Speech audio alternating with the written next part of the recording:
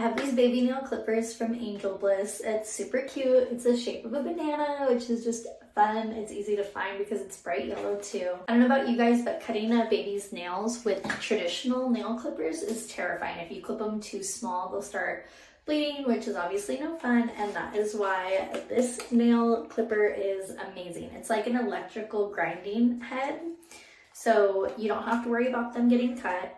It comes with multiple different interchangeable heads. So there's one for every stage of babyhood. So when they're a newborn and then when their nails get a little bit thicker, you can move up to the next one and the next one and the next one. This is great for even like a toddler, or even if you want to use it as an adult, you're more than welcome to use it too. There's all the different stages right. So there are 2 different speeds, and you can make it like go in each direction. So there's 4 different notches you can go. So it goes to the right, speed 1, right, speed 2, or you can make it go towards the left, speed 1, and then left, speed 2. And then you can see that there's also a light on the end, which is amazing. So if you are cutting your baby's nails and it's either dark in the room or the way that you have them angled doesn't have good light, then you can use that light to make sure that you are getting the nail in the right spot. There's also this little safety right here.